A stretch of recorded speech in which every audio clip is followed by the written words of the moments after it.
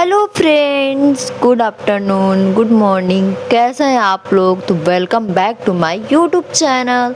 तो I hope आप लोग अच्छे होंगे, मैं भी अच्छी हूँ।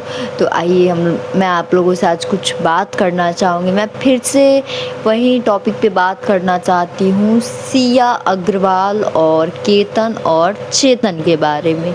मुझे तो वही सिया जिसने अपने मंगेतर को पहाड़ियों से धक्का देके मार दिया, मैं उसी के बारे में आज फिर से आप लोगों से बात करना चाहती हूँ। मुझे तो ये समझ में नहीं आता कि आखिर ये किस तरह से उलझा हुआ चीज़ है, किस तरह से उलझा हुआ केस है जो सुलझने के बजाय दिन पर दिन और उलझते जा रहा है। पुलिस एक कड़ी को समझने जानने की कोशिश करती है, तब तक कोई नया कड़ी, कोई नया ट्विस्ट उसमें सामने आ जाता है और वो इस कदर सामने आता है कि बिल्कुल दिल दहल जाता है। और जितने भी हम लोग हैं या जितने भी पुलिस वाले हैं, मीडिया वाले हैं, सबका होश एकदम से उड़ जा रहा है कि आखिर इस 20 साल के लड़की ने क्या क्या कांड किए हैं और क्या क्या राज इसने छुपाए हैं। जी हाँ, तो आइए मैं बताती हूँ आप लोगों को। हाँ, और पूरा वीडियो देखें, वीडियो को स्किप ना करें। मैं सारी चीज़ें यहाँ बताने वाली हूँ सिया के बारे में। तो अभी सुनने में ये आ रहा है कि पुलिसों के द्वारा ये बताया गया है कि सिया पहले से शादीशुदा थी। जी हाँ, आपके भी होश उड़ गए होंगे ये खबर सुन के, जिस तरह मेरे होश उड़ गए थे कि एक लड़की पहले से शादीशुदा होने के बावजूद वो दोबारा से इंगेजमेंट करती है और दोबारा से शादी की तैयारी करती है। क्या ऐसी भी लड़कियां होती हैं? जी हाँ, सिया का शादी हो चुका था और किससे? तो चेतन से इंगेजमेंट के 4 महीने पहले ही सिया ने शादी कर लिया था, वो भी घर वालों से छुपे। घर का कोई भी, ना चेतन के घर वाले जानते थे और ना ही सिया के घर वाले जानते थे कि इन दोनों ने शादी कर ली है। तो जब तुम शादी कर चुकी थी तो बेचारे केतन को तुमने अपना शिकार क्यों बनाया? उससे क्यों शादी के लिए हाँ बोली और क्यों उसे तुमने एंगेजमेंट किया? उसके बाद तुमने उसे पहाड़ियों से धक्का देके मार दिया। मुझे तो ये लड़की ही समझ में नहीं आ रही है। इसकी माँ बयान दे रही थी मीडिया वालों के सामने कि 20 साल की बच्ची है, उसे तो उतना बुद्धि है नहीं, उतना समझ है नहीं, क्या करना चाहिए न क्या नहीं करना चाहिए। मेरी बेटी दारू शराब नहीं पीती, मेरी बेटी का कोई बॉयफ्रेंड नहीं है। बॉयफ्रेंड तो दूर की बात है, उसका तो पहले से ही एक पति था, वो भी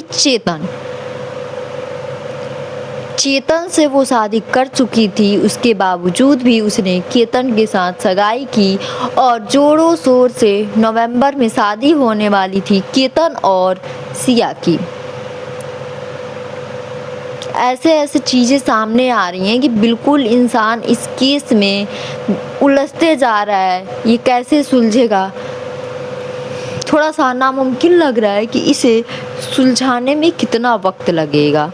और हाँ, सिया के पास एक नहीं बल्कि 2 फ़ोन थे। एक फ़ोन से वो सबसे बात करती थी, सबके सामने रखती थी, और वो जो सिया के पास उसका दूसरा फ़ोन था, उससे सिर्फ वो चेतन से बात करती थी, वो भी कोड भाषा में। पुलिस वालों ने जब उसका फ़ोन छीना, ये सब चीज़ देखी, तब पुलिस वाले को पता चला कि इन दोनों की सच में शादी हो चुकी थी। और ये लोग यूट्यूब हर जगह सर्च कर के देखते थे कि इसको कैसे मारा जाए, उसको कैसे मारा जाए। ये प्लानिंग करके बेचारे केतन को मारा गया है। और यही नहीं, ये भी सुनने को मिल रहा है कि सिया ने जो 1 करोड़ रुपए लेके केतन से लेके चेतन को दिए थे, चेतन एक लड़की के साथ नहीं बल्कि उसका संबंध कई लड़कियों के साथ सुना जा रहा है कि वो कितनी लड़कियों के साथ संबंध में था। और उसी 1 करोड़ रुपए से उसमें से 2 लाख रुपए से उस 2 लाख रुपए उसमें से निकाल के उसने अपनी गर्लफ्रेंड को, जो दूसरी थी, उसे रिंग दिया है। बताइए, पैसा केतन का, लूटी सिया और मज़े मारे के चेतन और उसकी गर्लफ्रेंड। वाह, क्या बात है ना यार। जैसे के साथ तैसा ही होना चाहिए, जो जैसा करेगा वो वैसा भरेगा। ये सोच के पैसा उसे दी थी कि चेतन कोई बिजनेस कर लेगा, उसके बाद ये लोग अपने लाइफ में सेटल हो जाएंगे। फिर ये अपनी फैमिली के सामने ये बात रखेंगी कि चेतन से मैं प्यार करती हूँ, उससे मैं शादी कर चुकी हूँ। लेकिन इन्हें, सिया को क्या पता था कि सिया ने उस सांप को दूध दिया है, जो सांप पता ना कितने के घर जाके दूध पीता है। आप लोग समझ सकते हैं। और सिया, सुनने में ये भी आया है कि सिया बोल रही है कि केतन बहुत अच्छा था, मुझसे बहुत बड़ी गलती हो गई, मैंने उसे मार दिया, ये वो। अब पछताते क्या होत जब चिड़िया चुग गई खेत। अब पछताने से क्या फ़ायदा जब तुमने उसे मार ही दिया। जब तुम पहले से शादीशुदा थी, जब तुम्हें चेतन ही पसंद था, तो उस बेचारी को तूने क्यों मारा।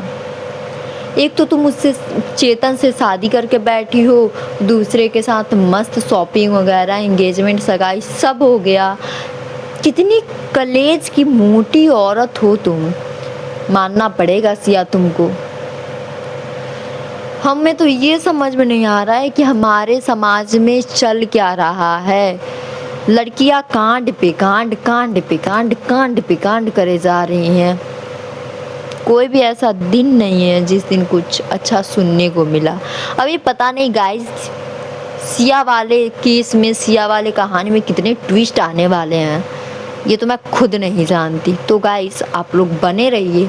अगर मुझे कुछ भी पता चलता है या फिर मुझे कुछ भी ऐसा लगे कि मुझे आप लोगों से शेयर करना चाहिए, तो मैं यहाँ ब्लॉग बना के ज़रूर डालूँगी और आप लोगों को ज़रूर दिखाऊँगी। लेकिन ये गलत हुआ कि तुम एंगेजमेंट के 4 महीने पहले ही शादी कर चुकी थी, उसके बाद भी तुमने केतन से एंगेजमेंट किया और नवंबर में शादी करने वाली थी।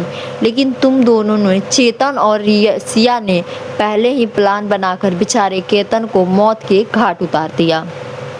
तो गाइस, आज के लिए इतना ही। आप लोग बने रहिए, मिलते हैं हम नेक्स्ट ब्लॉग में। अभी के लिए थैंक यू।